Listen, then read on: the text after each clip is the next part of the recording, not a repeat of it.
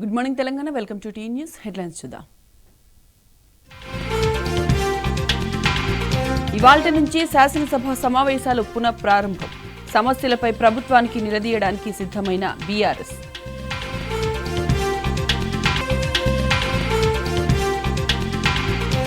కేసీఆర్ అంటే 1 కోటి ఎకరాల వ్యవసాయం, దశాబ్ది సాగు ప్రగతిని కండ్లకు కట్టిన రిజర్వ్ బ్యాంక్ నివేదిక.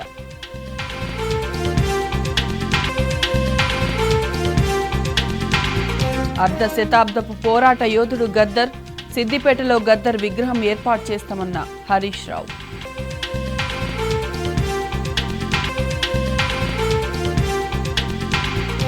తెలంగాణ అస్తిత్వంపై కాంగ్రెస్ సర్కారు దాడి, ఊరూరా తెలంగాణ ఉద్యమ తల్లిని ఆవిష్కరిస్తామన్న కవిత.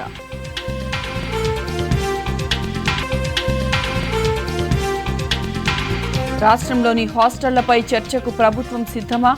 అమరవీరుల స్తూపం వద్దకు చర్చకు రావాలన్న బీఆర్ఎస్.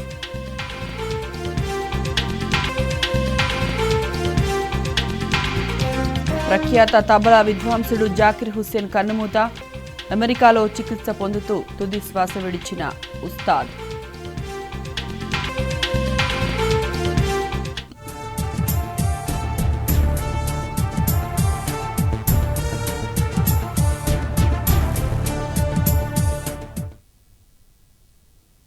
తెలంగాణ అసెంబ్లీ శీతాకాల సమావేశాలు నేటితో పునః ప్రారంభం కానున్నాయి. ఈసారి సమావేశాలను వారం రోజుల పాటు నిర్వహించాలని ప్రభుత్వం భావిస్తున్నట్లు సమాచారం. సభలో పంచాయతీరాజ్, మున్సిపల్ వ్యవహారాలు సహా పలు శాఖల బిల్లులు సభకు వచ్చే అవకాశాలున్నట్లు తెలిసిందే. డిసెంబర్ 9వ తేదీన మొదలైన సమావేశాలు 16వ తేదీ వరకు వాయిదా పడ్డాయి. ఈ క్రమంలో సోమవారం నుంచి తిరిగి శాసనసభ సమావేశాలు కొనసాగనున్నాయి. డిసెంబర్ 21వ తేదీ వరకు సమావేశాలు జరిగే అవకాశం ఉందని అధికార వర్గాలు చెబుతున్నాయి. సోమవారం జరగనున్న బీఏసీ మీటింగ్లో ఎప్పటి వరకు సమావేశాలు కొనసాగుతాయో అనే విషయంపై నిర్ణయం తీసుకోనున్నారు.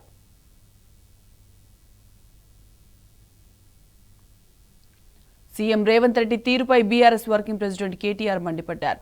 డబ్బు సంచులతో రెడ్ హ్యాండెడ్గా దొరికి జైలుకు వెళ్లొచ్చిన రేవంత్ రెడ్డి తనలాగే అందరూ జైలు జీవితాన్ని అనుభవించాలని భావిస్తున్నట్లు ఉన్నారని విమర్శించారు. ఈ మేరకు ఓ నేషనల్ మీడియాకు ఇచ్చిన ఇంటర్వ్యూలో రేవంత్ రెడ్డి చేసిన వ్యాఖ్యలకు సంబంధించిన వీడియోను ఎక్స్ ద్వారా షేర్ చేశారు.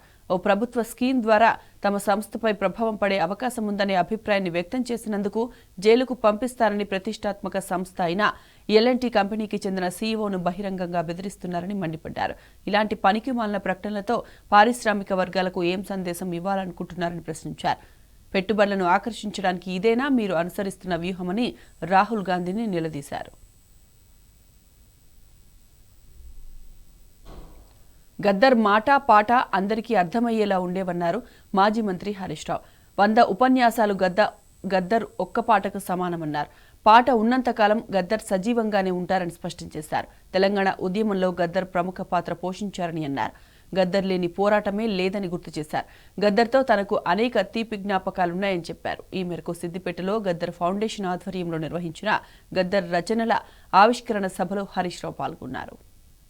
బతుకమ్మ పండుగలో ఒక్కొక్క పువ్వును పేర్చి మనం బతుకమ్మను ఎలా తయారు చేస్తామో సూర్యం గారు గద్దర్ గారు పాడిన ఒక్కొక్క పాటను పేర్చి ఇవాళ పాటల బతుకమ్మను అద్భుతంగా తయారు చేశారు. గద్దర్ అన్న పాటలు ఇవాళ అసలు నాకు తెలిసి ఆయన లేని ఉద్యమమే లేదు. అది ఏ పోరాటం అన్నా కావచ్చు, రైతాంగ పోరాటం కావచ్చు, సాయుధ పోరాటం కావచ్చు, తెలంగాణ పోరాటం కావచ్చు, ఆయన లేని పోరాటమే లేదని ఈ 5 దశాబ్దాల కాలంలో జరిగిన ప్రతి పోరాటంలో గద్దరన్న ఉన్నాడు. అది సారా ఉద్యమంకి వ్యతిరేకంగా జరిగిన పోరాటం కావచ్చు, రైతుల ఆత్మహత్యలు కావచ్చు, దళిత ఉద్యమం కావచ్చు, విప్లవ పోరాటం కావచ్చు, ఏ పోరాటమైనా ఆ పోరాటం వెనుక గద్దరన్న ఒక గొంతుకై నిలిచిండు. అంటే అది న్యాయం అనుకుంటే ఆ పోరాటానికి అండగా నిలిచిండు. అన్యాయాన్ని ప్రశ్నిస్తూ అందరితో కలిసి పనిచేసినటువంటి వ్యక్తి గద్దరన్న గారు. నా అదృష్టం మలిదశ తెలంగాణ ఉద్యమంలో గద్దరన్నతో కలిసే అదృష్టం నాకు వచ్చింది. చాలాసార్లు మా ఇంటికి వచ్చి మేమందరం కలిసి భోజనం చేసిన గొప్ప తీపి జ్ఞాపకాలు కూడా నాకున్నాయి. గద్దరన్న మేము కలిసి అనేక సార్లు భోజనాలు చేసేవాళ్ళం. చాలా విషయాలు గంటల కొద్దీ ఆయన మాట్లాడేవాడు. అలాంటి జ్ఞాపకాలు నేను పదిలంగా ఎప్పటికీ కూడా గుర్తుపెట్టుకుంటాను. ఆయన మాట కానీ పాట కానీ అత్యంత సులభంగా అతి సామాన్యంగా ఉండేది. అంటే ఎవరికైనా ఒక 100 ఉపన్యాసాలు గద్దరన్న ఒక పాటకు సమానం. 100 ఉపన్యాసాల సారాన్ని ఒక్క పాటలో ప్రజలకు అర్థమయ్యేటట్టుగా ప్రజల గుండెల్లో చేరుకునేంత గొప్పగా ఆయన పాట ఉండేది. సో అలాంటి గద్దరన్న ఈరోజు మన మధ్య లేకపోవడం నిజంగా దురదృష్టకరం. ఆయన భౌతికంగా లేకపోవచ్చేమో, కానీ ఈ పాట ఉన్నంతకాలం గద్దరన్న సజీవంగానే ఉంటారు, ప్రజల మధ్య ఉంటారు. తెలంగాణ ఉద్యమంలో కూడా గద్దరన్న యొక్క పాత్ర చాలా గొప్పది. తెలంగాణ ఉద్యమంలో మేము మలిదశ ఉద్యమంలో డిసెంబర్ 23 ఇచ్చిన తెలంగాణ వెనక్కి తీసుకున్నప్పుడు మా రసమై బాలకృష్ణ ధూమ్ధామ్ ప్రారంభించింది. ఆ ధూమ్ధామ్లో గద్దరన్న పాట పొడుస్తున్న పొద్దు మీద అనే పాట వస్తుంటే రోమాలు నిక్కబొచ్చేటి. అసలు మొత్తం అక్కడ ఉన్న వాళ్ళందరూ ఉర్రూ తొలగిపోయేవాళ్ళు. అంటే ఆ పాట ఎంత ఉర్రూ తొలగించేదంటే అసలు ఏ సినిమా యాక్టర్నో ఇంకెవరినో చూస్తే కూడా ఉండేది కాదు. అక్కడికి వచ్చిన వేల లక్షల మంది ఇట్లా ఉర్రూ తొలగిపోయేటువంటి దృశ్యాలు గద్దరన్న పాటుంటే చూసే అదృష్టం నాకు దొరికింది. అలాంటి తెలంగాణ మలిదశ ఉద్యమంలో కూడా ఆయన కాంట్రిబ్యూషన్ చాలా గొప్పది. అప్పుడు 2008లో మేమందరం తెలంగాణ కోసం కేసీఆర్ గారు నిర్ణయం తీసుకుంటే రాజీనామా చేసినాం. అప్పుడు ప్రజా సంఘాల ఐక్య కార్యాచరణ సమితి అని ఒకటి ఉండేది. వాళ్ళు వీళ్ళ మీద పోటీ పెట్టాలన్నారు. ప్రజా సంఘాల ఐక్య కార్యాచరణ రాజీనామా చేసిన టీఆర్ఎస్ ఎమ్మెల్యేల మీద పోటీ పెట్టాలని నిర్ణయం తీసుకున్నది. ఆ రోజు మన సిద్దిపేటలోని మల్టీపర్పస్ హై స్కూల్ గ్రౌండ్లో ఒక సభ జరిగితే ఆ సభకు 2008వ సంవత్సరంలో వచ్చిన గద్దరన్న వాళ్ళు తెలంగాణ కోసం త్యాగం చేసిండ్రు, వాళ్ళ మీద పోటీ పెట్టద్దు అని చెప్పి స్పష్టంగా చెప్పింది. ఇదే తెలంగాణ ఐక్య కార్యాచరణ సమితి గద్దరన్న దగ్గరికి పోయి నువ్వు కరీంనగర్లో కేసీఆర్ మీద పోటీ చేయండి అని చెప్పి అడిగిండు. వాళ్ళు అడిగితే అసలు కేసీఆర్ మీద నేను పోటీ చేసేదేంటి, అసలు మీరు పోటీ పెట్టడమే తప్పు, ఈ పని మానుకోండి, ఒక మంచి ప్రయత్నం జరుగుతుంది అని చెప్పి వాళ్ళకి గట్టిగా చెప్పినటువంటి వ్యక్తి గద్దరన్న. అవసరమైతే నేను నిలబడి ప్రచారం చేసి గెలిపిస్తా వాళ్ళను, వాళ్ళు త్యాగం చేసిండ్రు అని చెప్పి చెప్పిండ్రు. ఇన్ఫ్యాక్ట్ ఆ టైంలో మా మిత్రులు కీర్తిశేషులు సోల్పేట రామలింగారెడ్డి గారు అప్పుడు 3000 ఓట్లతో ఓడిపోయింది. చాలా సందర్భాల్లో ఆయన గుర్తు చేసిండు, ఇదే ఐక్య కార్యాచరణ తరఫున నిలబెట్టిన అభ్యర్థికి 3-4 వేల ఓట్లు వచ్చినాయి, మీరు అనవసరంగా ఎందుకు పెట్టిండ్రా పోటీ, ఒక ఉద్యమకారుని ఓడగొట్టిండ్రు, రామలింగారెడ్డిని ఓడగొట్టిండని అనేక సందర్భాల్లో ఆయన చర్చలు జరిగినప్పుడు మాటల సందర్భంలో గుర్తు చేసినటువంటి నేను మాటలు కూడా గద్దర్ గారి నోట విన్నాను. అట్లా ఆయన తెలంగాణ ఉద్యమంలో కేసీఆర్ గారు బాగా చేస్తున్నాడు, ఇది రావాల్సిందే తెలంగాణ, ఇది మంచి ప్రయత్నం జరుగుతుంది అని చెప్పి ఉద్యమానికి కేసీఆర్ గారికి అండగా కూడా గద్దర్ గారు నిలబడ్డారు. కేటీఆర్ గురుకుల బాటకు పిలుపు ఇవ్వడంతో ప్రభుత్వం వెన్నులో వణుకు పుట్టిందని బీఆర్ఎస్ నేతలు ఆర్ఎస్ ప్రవీణ్ కుమార్, బాల్క సుమన్, ఎర్రోళ్ల శ్రీనివాస్ విమర్శించారు. తెలంగాణలోని ప్రభుత్వ గురుకుల పాఠశాలలో 53 మంది విద్యార్థులు మరణించినా స్పందించని రేవంత్ సర్కార్ అసెంబ్లీ సమావేశాల్లో బీఆర్ఎస్ నిలదీస్తుందని డ్రామాలకు తెరలేపిందన్నారు. అందులో భాగంగానే హడావిడిగా కొన్ని స్కూళ్లలో విద్యార్థులతో భోజనాలు చేశారన్నారు. 40% డైట్ ఛార్జీలు పెంచామని గొప్పలు చెబుతున్న ప్రభుత్వం బీఆర్ఎస్ హయాంలో ఉన్న మెనూ కంటే ఎక్కువ ఏమిచ్చారని ప్రశ్నించారు.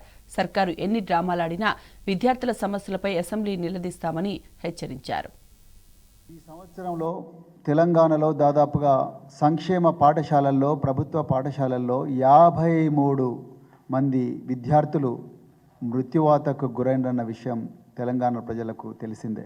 చాలా చోట్ల విషాహార సంఘటనలు కూడా జరిగినాయి.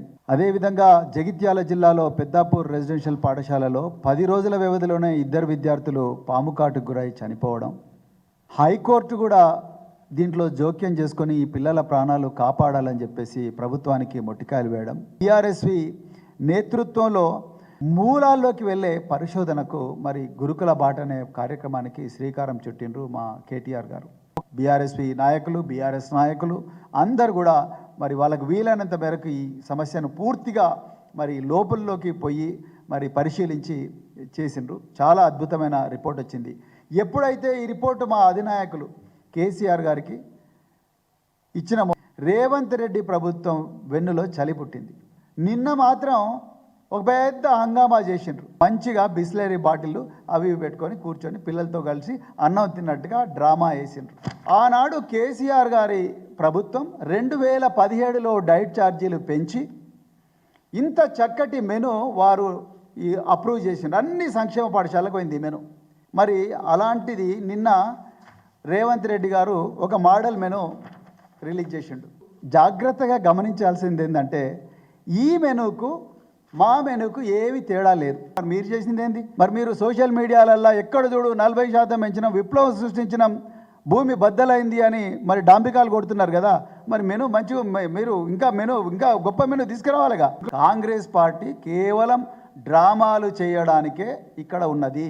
తెలంగాణలోని వివిధ పాఠశాలల్లో, సంక్షేమ హాస్టళ్లలో, గురుకులాల్లో పెద్ద ఎత్తున మరణ మృదంగం మోగుతున్నా కూడా దున్నపోతు మీద వానబడ్డట్టుగా వ్యవహరించినటువంటి రేవంత్ రెడ్డి ప్రభుత్వం రేపటి నుంచి అసెంబ్లీ సమావేశాల్లో మా పార్టీ ఎమ్మెల్యేలు, సీనియర్ నాయకులు ఖచ్చితంగా ఈ అంశం మీద నిలదీస్తారు ప్రభుత్వాన్ని అనే ఆలోచనతోని రాత్రికి రాత్రి మొన్న ప్రోగ్రామ్ డిజైన్ చేసుకుని నిన్న అందరూ కూడా గురుకులాల్లోకి పోయి ఏదో పిక్నిక్ పోయినట్టు అట్లా పోయి ఇట్లా వచ్చారు. కేవలం రొటీన్గా తూతు మంత్రంగా ఆ కార్యక్రమాన్ని నిన్న కొనసాగించారు తప్ప వీళ్ళు ప్రేముండో ఈ బలహీన వర్గాల పిల్లల పట్ల ఏదో ఆప్యాయతతోనో అనురాగంతో ఈ కార్యక్రమాన్ని తీసుకోలే.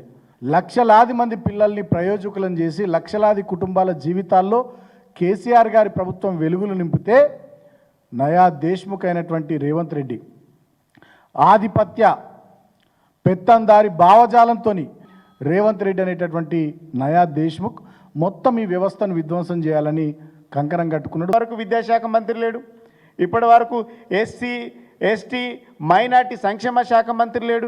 ఈ శాఖలన్నీ ముఖ్యమంత్రి గారి దగ్గర ఉన్నాయి. ముఖ్యమంత్రి గారేమో ఢిల్లీ బిజీలో ఉన్నాడు. కాబట్టి ఇవన్నిటి మీద సమీక్షలు జరగకపోవడం వల్లే విద్యార్థులకు చావులకు కారణం ఈ ప్రభుత్వమే. ఈ ప్రభుత్వ నిర్లక్ష్యం వల్లనే ఇలా ఇన్ని మరణాలు జరిగినాయి. ఈ మరణాల మీద ఇప్పటికీ హైకోర్టు స్పందించినా కూడా ప్రభుత్వం నుండి ఒక్క అధికారి పైన చర్యలు లేవు, ఒక్కరిపైన విచారణ కూడా తీసుకోలేదు. ఎంత బాధాకరం! ఎంతమంది చావాలి? ఇంతమంది చచ్చిపోతే కనీసం విద్యార్థుల దగ్గరికి వెళ్ళిండ్రు కదా, ఒక్క మంత్రి, ఒక ఎమ్మెల్యే, ముఖ్యమంత్రి మీ సమస్యలు ఏందని తెలుసుకోలే. ఆడికి పోతే కూడా మమ్మల్ని తిట్టుడే. అంటే మీ ప్రోగ్రాంలో బీఆర్ఎస్ను కేసీఆర్ తిట్టడం తప్ప మీ ప్రోగ్రాంలో వేరే ప్రోగ్రాం లేదు. ఇలా ఊరికినే మేము రేపు అసెంబ్లీలో బీఆర్ఎస్ పార్టీ మాట్లాడుతుంది కాబట్టి మేము పోయొచ్చినామంటే మీరు ఎన్ని తిరిగినా ఖచ్చితంగా బీఆర్ఎస్ పార్టీ, మా శాసనసభాపక్ష నేతలు, మా ఎమ్మెల్యేలు తప్పకుండా అసెంబ్లీలో మీరు చేస్తున్నటువంటి గందరగోళ డైవర్ట్ పాలిటిక్స్ అన్నిటిపైన, విద్యార్థుల మరణాలపైన ఖచ్చితంగా వివరణ కోరుతుంది. ఆ వర్గాలపైన ఉంటాం, నిలదీసుడు ఖాయం. మిమ్మల్ని ఖచ్చితంగా మీ బండారం బయట పెట్టడం కూడా ఖాయం అనేది ఈ సందర్భం గుర్తు చేస్తా ఉన్నాం. ప్రస్తుతం రాష్ట్రంలోని సంక్షేమ హాస్టళ్లలో పరిస్థితిని, ప్రభుత్వ ఉదాసీన వైఖరిని కాంగ్రెస్ ఎమ్మెల్యే ముందే కుండబద్దలు కొట్టాడో విద్యార్థి తండ్రి. ఖమ్మం జిల్లా వైరా హాస్టల్లో కొత్త మెనూ ప్రారంభోత్సవానికి వచ్చిన ఎమ్మెల్యే రామ్దాస్ నాయక్ సమక్షంలోనే ఆ తండ్రి సమస్యలను ఏకరూ పెట్టారు. విద్యార్థులకు పెట్టే భోజనంలో నీళ్ల సాంబారు, ఉడకని అన్నం పెడుతున్నారని ఆవేదన వ్యక్తం చేశారు. టాయిలెట్స్ లేవని, రోడ్డు సరిగ్గా లేదని, కనీసం మంచినీళ్లు కూడా లేవని మొరపెట్టుకున్నారు. విద్యార్థుల సమక్షంలోనే ఆ తండ్రి సమస్యల చిట్టా విప్పడంతో ఆ ఎమ్మెల్యే కంగు తిన్నారు. ప్రస్తుతం విద్యార్థి తండ్రి మాట్లాడిన వీడియో వైరల్ అయింది. మీకు వినిపించుకునేది ఒకటే, మాకు వాష్రూమ్ ఎక్కువ కావాలి, రోడ్డు చక్కగా ఉండాలి, వాటర్ కూడా ఒక రోజు వస్తే ఒక రోజు రాదు. ఇంకోటి చెప్తా మేడం గారు, మీరు ఏమనుకోపాకండి, ఈరోజే మినరల్ వాటర్ పెట్టారేమో నాకు తెలిసి, ఇంతకుముందు అయితే లేదు. నేను చాలాసార్లు వచ్చాను. ఇప్పుడు మీరు వచ్చారేమో చికెన్ గీకెన్ చేశారేమో, రైసు. నేను మీకు కించపరిచి మాట్లాడలేదు. దయచేసి ఇక్కడైతే భోజనం అయితే బాగా లేదు, సరిగా ఉడుకుతుందా ఉడుకుదా తెలియదు. నీళ్ళ సాంబారు ఐ రిపీట్ సార్, నేను ఎంఏబీడి, మా పాప Sasikala 7th class. I repeat sir, ఇక్కడ నీళ్ళ ప్రాబ్లం ఒకటి, ఆ నీళ్ళ సాంబారు ఇదే సార్ ఇక్కడ పోసేది. సార్ మేము అదే చెప్తున్నాం. ఇప్పుడు మా గవర్నమెంట్ వచ్చింది, మేము హక్కుగా అడుగుతున్నాం. Demand as for a demand. లేలే సార్, సార్ 175 అది అయిపోయింది, నాకు అవసరం లేదు అది. ఇది మన గవర్నమెంట్, మన తెలంగాణ కాంగ్రెస్ గవర్నమెంట్, రేవంత్ రెడ్డి అన్న గవర్నమెంట్. ఇప్పుడు కూడా ఇట్లనే జరిగితే బాగుండదు. మేము హక్కుగా మేము ఓటేసినాం, మా సార్కు ఓటేసినాం, మేము అడుగుతున్నాం. అది సార్ మేము అడిగేది అదే. దయచేసి అందరి తరఫున నేను అడుగుతున్నా సార్, ఒకటి రోడ్డు, ఒక వాష్రూమ్లో పెంచండి సార్. ఈ మెస్ పరంగా కూడా కొద్దిగా డెవలప్ చేయండి సార్. ఏదో మీరు ఉన్నారని ఆరబాటం తప్ప ఏం లేదు ఇక్కడ. రేపు జరిగేది అదే నీళ్ళ సాంబారు, అదే పురుగుంది. మాకొద్దు సార్. జనవరి నుంచి మాకు రైస్ ఇస్తా ఉన్నారు, అది కూడా చిన్న బియ్యంతోనే మాకు సవలత మంచిగా చెప్పింది సార్. నేనేమైనా ఉంటే నేను క్షమించండి. రేవంత్ సర్కార్ తీరుపై ఎమ్మెల్సీ కవిత ఫైర్ అయ్యారు. కాంగ్రెస్ పాలనలో తెలంగాణ తల్లిని బతుకమ్మను ప్రజలకు దూరం చేస్తున్నారని మండిపడ్డారు. ఉద్యమ తెలంగాణ తల్లినే గ్రామాన ప్రతిష్ఠించుకుంటామన్నారు. మా అందరికీ ధైర్యాన్ని, స్ఫూర్తిని నింపిన ఉద్యమ తెలంగాణ తల్లిని ఆరాధిస్తామన్నారు. రేవంత్ అధికారంలోకి వచ్చి ఏడాది గడుస్తున్నా ఇచ్చిన హామీలు అమలు చేయడంలో ప్రభుత్వం విఫలమైందని నిప్పులు చెరిగారు.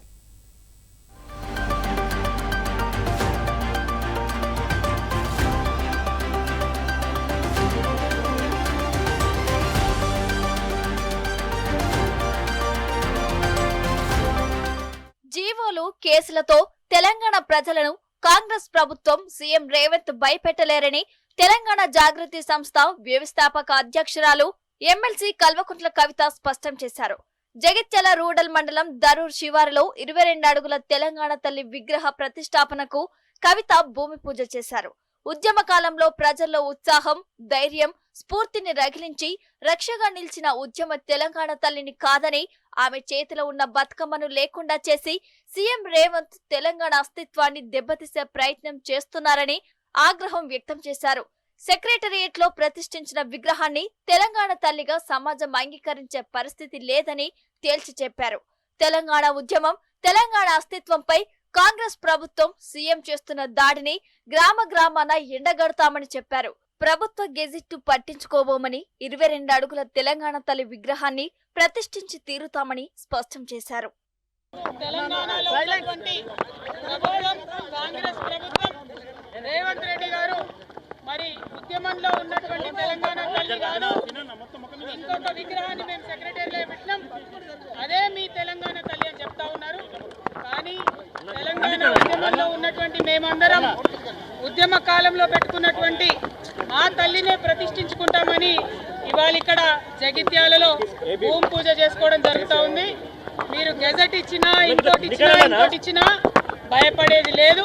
ఖచ్చితంగా తెలంగాణ ఉద్యమ కాలంలో మా అందరికీ ధైర్యాన్ని నింపి, మా అందరికీ స్ఫూర్తినిచ్చినటువంటి ఆ తెలంగాణ తల్లినే, ఉద్యమ తల్లినే నిలుపుకుంటాం. ఆ ఉద్యమ తల్లి చేతిలోని బతుకమ్మను సగర్వంగా విశ్వమంతా కూడా వ్యాపించేలాగా ప్రయత్నం చేస్తాం. జీవోలతోని భయపెట్టలేరు, కేసులతోని భయపెట్టలేరు. తెలంగాణ అస్తిత్వం మీద మీరు చేస్తున్నటువంటి దాడిని గ్రామాన ఎండగడతాం. ఖచ్చితంగా తెలంగాణ ఉద్యమ తల్లి రూపాన్ని ఇక్కడ జగిత్యాల్లో పెద్ద ఎత్తున నిలుపుకుంటామని తెలియజేస్తా ఉన్నాం. కాంగ్రెస్ సీఎం రేవంత్ తెలంగాణ తల్లి, తెలంగాణ బతుకమ్మ లేకుండా చేయాలని కుట్ర చేస్తున్నారని కవిత మండిపడ్డారు. కాంగ్రెస్ కుట్రలను ప్రజలకు వివరిస్తామన్నారు. తెలంగాణ మహిళలకు తల్లి లేకుండా, బతుకమ్మనే లేకుండా చేస్తున్న సీఎం కనీసం ఎన్నికల్లో ఇచ్చిన హామీలనైనా అమలు చేయడం లేదని మండిపడ్డారు. మహిళలకు మహాలక్ష్మి పథకం వస్తుందా? ఒక్కో ఆడబిడ్డకు నెలకు 2500 వస్తున్నాయని ప్రశ్నించారు. ఒక్కో మహిళకు రేవంత్ రెడ్డి 30,000 బాకీ పడ్డారని చెప్పారు. వృద్ధులకు నెలకు 4,000 పెన్షన్ ఇస్తున్నాడా అని నిలదీశారు. వృద్ధులకు నెలకు 2,000 చొప్పున సైతం బాకీ పడ్డాడని, దివ్యాంగులకు నెలకు 6,000 పెన్షన్ ఇస్తానని చెప్పి ఇవ్వడం లేదని విమర్శించారు. కాంగ్రెస్ ఇచ్చిన హామీలు, తెలంగాణ అస్తిత్వంపై జరుగుతున్న దాడిపై బీఆర్ఎస్ తరపున అసెంబ్లీలో నిలదీస్తామని చెప్పారు. మీరు గెజెట్ ఇచ్చినా, ఇంకోటి ఇచ్చినా భయపడేది లేదు. ఖచ్చితంగా తెలంగాణ ఉద్యమ కాలంలో మా అందరికీ ధైర్యాన్ని నింపి, మా అందరికీ స్ఫూర్తినిచ్చినటువంటి ఆ తెలంగాణ తల్లినే, ఉద్యమ తల్లినే నిలుపుకుంటాం. ఆ ఉద్యమ తల్లి చేతిలోని బతుకమ్మను సగర్వంగా విశ్వమంతా కూడా వ్యాపించేలాగా ప్రయత్నం చేస్తాం. జీవోలతోని భయపెట్టలేరు, కేసులతోని భయపెట్టలేరు. తెలంగాణ అస్తిత్వం మీద మీరు చేస్తున్నటువంటి దాడిని గ్రామాన ఎండగడతాం. జగిత్యాల నుంచి గెలిచిన ఎమ్మెల్యే సంజయ్ అసెంబ్లీ సమావేశాలకు ఏ ముఖం పెట్టుకుని పోతారో ప్రజలకు చెప్పాలని కవిత నిలదీశారు. కేసీఆర్ బొమ్మ పెట్టుకుని గెలిచిన ఆయన ప్రజలను వదిలిపెట్టి పోయాడని, పార్టీ ఎందుకు మారారని అడిగితే పైసల కోసం మారారని చెబుతున్నారని, ప్రజలను వదిలి పైసల వెంట పడేవారు ఏనాటికి నాయకులు కాలేరని చెప్పారు. పార్టీకి కొందరు ఎమ్మెల్యేలు ద్రోహం చేసి పోయినా ప్రజలు, కార్యకర్తలు, నాయకులు మాత్రం పార్టీ వెంటే ఉన్నారని చెప్పారు. కార్యకర్తలు, నాయకులు భయపడాల్సిన అవసరం లేదని, అందరినీ కాపాడుకుంటామని భరోసా ఇచ్చారు. ఇక్కడ మీరు ఎన్నుకున్న నాయకులు పార్టీకి ద్రోహం చేసి పోయిండొచ్చు కాక, కానీ మీరందరూ ఉన్నారంటే మీ అందరిలోనే ఎవరో ఒకరు రేపు ఇక్కడ ఎమ్మెల్యే అవుతారు. మనకు ఎమ్మెల్యేలతో పని లేదు. కేసీఆర్ గారి సైనికులు ఉంటే చాలు, ఆటోమేటిక్ గా ఎమ్మెల్యేలు అవుతారు, గవర్నమెంట్ వస్తుంది. మీకు తెలిసిన విషయమే. కేసీఆర్ గారు ఒక్కరు ఉంటే తెలంగాణ తెచ్చుకున్నారు. ఇవాళ కేసీఆర్ గారి ఆధ్వర్యంలో రేపటి నాడు కూడా జగిత్యాల్లో జరిగేటటువంటి అన్యాయాల మీద, అక్రమాల మీద పోరాటం తప్పకుండా కొనసాగిస్తామని తెలియజేస్తా ఉన్నాను. తెలంగాణ ఉద్యమంలో మనందరం కలిసి కొట్లాడినాం. కస్తూర్బా పాఠశాలలోనూ కామండేట్ మెమోను పాటించాలని ఎమ్మెల్సీ కవిత డిమాండ్ చేశారు. సారంగపూర్లోని కస్తూర్బా రెసిడెన్షియల్ పాఠశాలను ఆమె సందర్శించారు. ప్రభుత్వ నిర్లక్ష్యం కారణంగా గురుకులాల్లో ఫుడ్ పాయిజన్ ఘటనలు పెరిగిపోయాయని, ఏడాదిలోనే 49 మంది చిన్నారులు విద్యా సంస్థలో చనిపోవడం బాధాకరమని ఆవేదన వ్యక్తం చేశారు. బీఆర్ఎస్ పోరాటంతోనే ప్రభుత్వం దిగివచ్చి గురుకులాల్లో మెనూను మార్చివేసిందని చెప్పారు. కామండేట్ మెనూను రూపొందించడంతో పాటు వాటికి నిధులు కూడా పెంచిందని తెలిపారు. కస్తూర్బా పాఠశాలలను కామండేట్ పరిధిలోకి తేకపోవడం సరికాదన్నారు.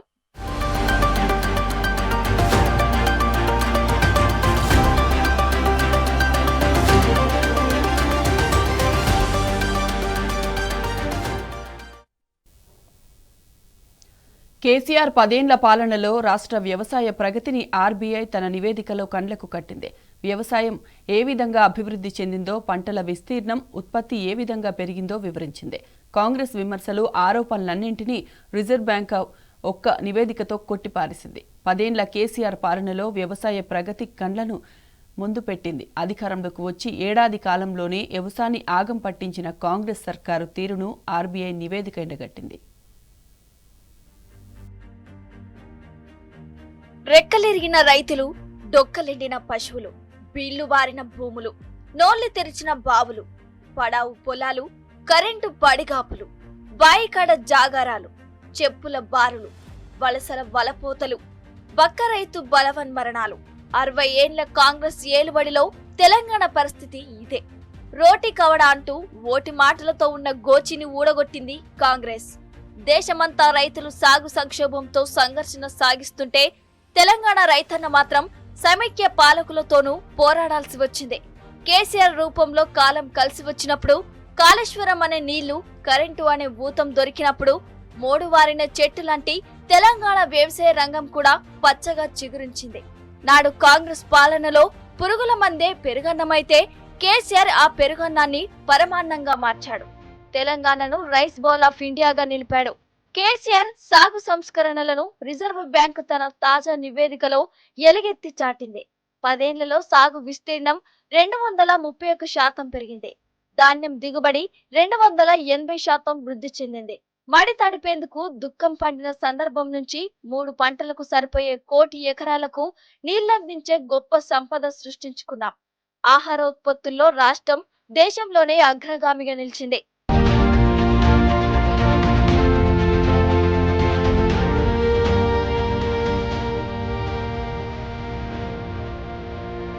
కేసీఆర్ 10 ఏళ్ల పాలనలో రాష్ట్ర వ్యవసాయ ప్రగతిని ఆర్బీఐ తన నివేదికలో కళ్లకు కట్టింది. వ్యవసాయం ఏ విధంగా అభివృద్ధి చెందిందో, పంటల సాగు విస్తీర్ణం, ఉత్పత్తి ఏ విధంగా పెరిగిందో వివరించింది. కాంగ్రెస్ ప్రభుత్వం, ఆ పార్టీ నాయకులు మాత్రం తెలంగాణ వ్యవసాయ రంగానికి నాటికి సీఎం కేసీఆర్ చేసిందేమీ లేదంటూ తప్పుడు ప్రచారం చేస్తున్నారు. 10 ఏళ్లలో 1 ఎకరాకు కూడా అదనంగా సాగునీరు ఇవ్వలేదని చెబుతున్నారు. ఇలాంటి తప్పుడు ప్రచారాలకు ఆర్బీఐ లెక్కలే సమాధానమిస్తున్నాయి. కాంగ్రెస్ విమర్శలు, ఆరోపణలన్నింటినీ రిజర్వ్ బ్యాంక్ ఒక్క నివేదికతో కొట్టిపారేసింది. 10 ఏళ్ల కేసీఆర్ పాలనలో వ్యవసాయ ప్రగతిని కళ్ల ముందు ఉంచింది. పంటల సాగు విస్తీర్ణం 74.8% పెరిగింది. కేసీఆర్ 10 ఏళ్ల పాలనలో రాష్ట్ర వ్యవసాయ ప్రగతిని, పంటల ఉత్పత్తి 131.62 లక్షల టన్నులు పెరిగింది. సాగునీటి పారకం 155.99% పెరిగింది. వరి సాగు విస్తీర్ణం 231% పెరగ్గా ధాన్యం ఉత్పత్తి 280% పెరిగింది. వీటన్నిటి ఫలితంగా వ్యవసాయ ఉత్పత్తుల సంపద అక్షరాల 1,00,000 కోట్లు పెరిగిందని తెలంగాణ వ్యవసాయ ప్రగతిపై భారతీయ రిజర్వ్ బ్యాంక్ నివేదిక తేల్చి చెప్పింది.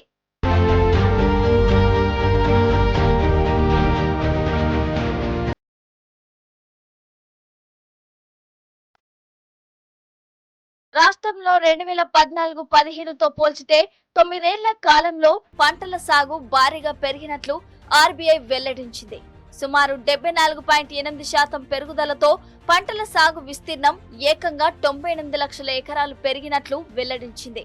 రాష్ట్రంలో అతి తక్కువ కాలంలో ఇంత భారీ విస్తీర్ణంలో పంట సాగు విస్తీర్ణం పెరిగిన దాఖలాలు లేవు.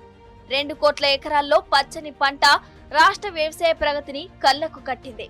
ఆకాశమే హద్దుగా వ్యవసాయ రంగం దూసుకుపోయింది. వరి సాగు విస్తీర్ణం 231%, ధాన్యం ఉత్పత్తి 280% పెరిగింది. కాళేశ్వరం ప్రాజెక్టుతో కాంగ్రెస్ నేతలు ఒక్క ఎకరం కూడా అదనంగా పారలేదంటుంటే ఆర్బీఐ మాత్రం గడిచిన 9 ఏళ్లలో రాష్ట్రంలో 97.48 లక్షల ఎకరాలకు సాగునీటి పారకం పెరిగినట్లు వెల్లడించింది. రాష్ట్ర ఏర్పాటుకు ముందు అంతంత మాత్రంగా ఉండే పంటల ఉత్పత్తులు 10 ఏళ్ల కాలంలో ఎవరూ ఊహించని విధంగా 185% పంటల ఉత్పత్తి పెరిగింది. తెలంగాణ ఏర్పాటు తర్వాత కేసీఆర్ చర్యలతో వ్యవసాయం గాడిన పడడంతో గడిచిన 9 ఏళ్లలో 84% రైతు ఆత్మహత్యలు తగ్గినట్లు ఎన్సీఆర్బీ వెల్లడించింది. ఒకప్పుడు బుక్కెడు బువ్వ కోసం ఎదురు చూసిన తెలంగాణ రైతాంగం ఇప్పుడు దేశానికి అన్నపూర్ణగా మారింది. కేసీఆర్ అమలు చేసిన ఉచిత విద్యుత్, సాగునీటి ప్రాజెక్టుల నిర్మాణం, రైతు బంధు వంటి పథకాలతో రాష్ట్రంలో వరి సాగు, ధాన్యం ఉత్పత్తి భారీగా పెరిగింది. ఆర్బీఐ లెక్కల ప్రకారం రాష్ట్రంలో వరి సాగు 231%, ధాన్యం ఉత్పత్తి 280% పెరిగింది.